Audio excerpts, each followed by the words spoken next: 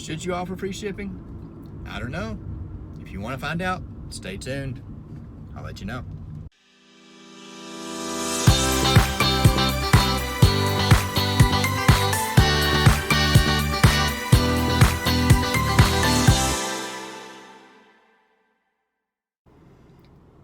Hey guys, good afternoon. I appreciate you stopping by. Well, it is about 1:45 on a great Wednesday afternoon here in the great state of Alabama. We had a wonderful, great discussion this morning, part of our morning show. If you're subscribed to my channel, you're watching this video and you haven't watched it, we've got a morning show called the Mid-Morning Break Room. Runs at 9 o'clock in the morning Central Standard Time. It's on 4 different channels. It rotates between my channel, Anthony Pittsburgh, Tommy the Bargain Effect, and Derek NASCAR Man 3345. Every morning, 5 days a week. But anyway, today we had a great discussion on. We did kind of debate style. It wasn't really, right versus wrong, or one side, pushing either one item or not. But we discussed a lot about the positives and negatives of some eBay items that always come up for discussion. Free shipping versus paid shipping, flat rate versus calculated. What else did we talk about? Free returns versus paid returns, and all the positives and negatives that we could discuss about each one. It was a great conversation. A lot of viewer interaction. Brought up a lot of good points. Like I said, if you haven't seen that show, go back. I'll drop the link down below over to. It was on Tommy the Bargain Effects channel this morning, and it was a great show. I really enjoyed it. Really loved the interaction with the viewers. Hopefully everybody got something out of it. I know I picked up a couple of great points for some of the viewers. Each and every one of you were there this morning. I appreciate it. It was a lot of fun. But I've got one item to drop off at the post office today. Anybody that hasn't watched that, I'm a big proponent of free shipping. I'm sorry. No, I'm not a big proponent of free shipping. I'm a big proponent of paid shipping. I do flat rate paid shipping, and I do offer free returns for 30 days. Again, just like we talk in all of our shows, and I say it nonstop, I think it's not a one-size-fits-all. Just because I do it doesn't mean it's good for anybody else. It fits my model. It works for me. So the item I'm dropping off at the post office is a great item. Somebody may have heard me talk about it in the past. I sold a SiriusXM boombox with the receiver built in, and I believe it had a lifetime subscription on it. I paid $8.99 for the item at a local thrift store. The store was about, golly, how far away? Probably about 30 minutes away from the house. I had it listed for $199, and I had a good sized sale going on my store. I had an offer of $100. It's another thing we discussed during the show was lowball offers and things like that, which $100 offer on that item to me was reasonable. I thought I could get a little bit more. I never, typically 99 times out of 100, I have best offer on everything, but very rarely do I just take the first offer, unless it's very, very close to what I'm asking. If it's a few dollars off on a decent priced item. But it was 50% of roughly what I was asking. Actually, no, I think it was at 140 maybe with the promotion. They offered 100. I countered with 125, and I did have shipping on it. I had $9.99, which is my standard shipping for items of that size, priority mail. So I ended up getting 125. They took my counter offer. Theoretically, I was risking losing the sale, but I don't decline offers. I don't ignore them. I always counter, and it's always worked out in the best for me. They came back with 125. I took it. They paid within an hour or so. So I got 135 shipped for an item I paid $8.99 for. I did the shipping. It fit in a 16 by 12 by 8 box, I think. Wrapped it in bubble wrap pretty well. But the shipping cost me, with Priority Mail, you get the $100 insurance, which was enough. It was going to bump the price up a little bit to add the additional insurance.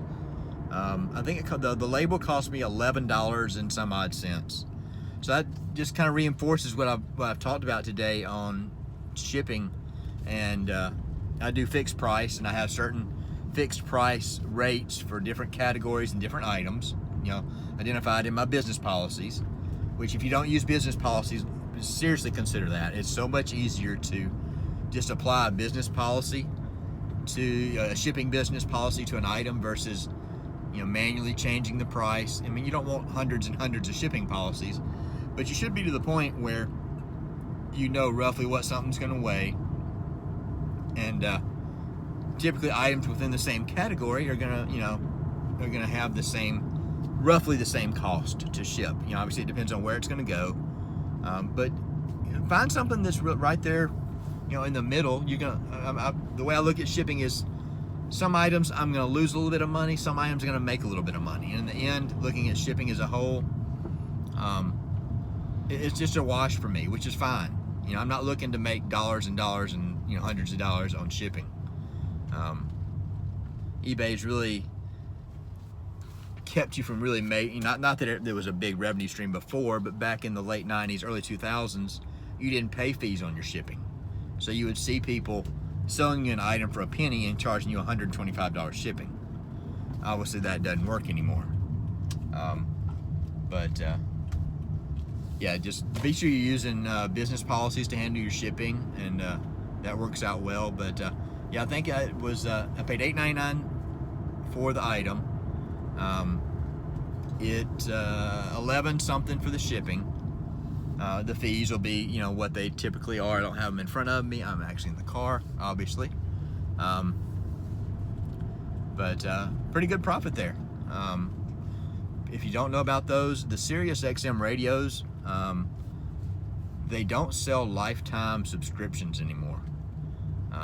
So they're very valuable. Even just the little small receivers that you can pop into the boombox or put into your car on a mount like you would a GPS.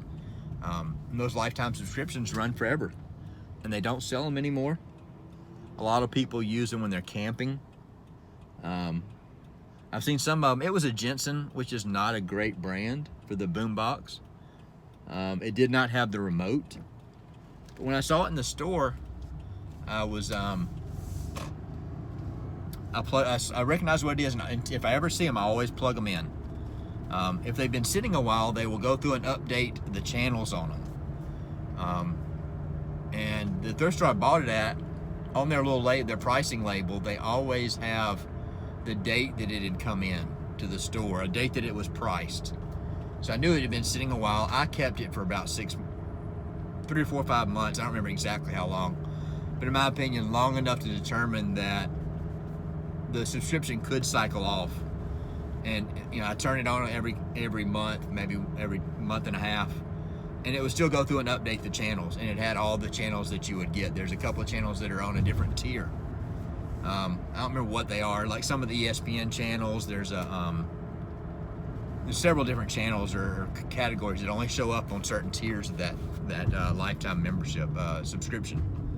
But they're valuable. Check them out. Look at the satellite radio with lifetime subscription. Some of them are going $200, $250 just because you can't buy them anymore. But yeah, keep an eye out for those. But today is my daughter's 27th birthday, and I know she watches some of these videos. If you happen to watch this one, Ashley, happy birthday. I hope you have a great day. I also saw in the chat that it was Tommy Bernard's birthday. Tommy, happy birthday. I hope you have a great day. I've got 9 more days until I turn 50, so hopefully I can make it, and I'm still around kicking, and y'all can continue to watch this content. But like I said earlier, I definitely appreciate everybody watching the show this morning. Be looking for it again tomorrow morning. We are on Anthony's channel in the morning.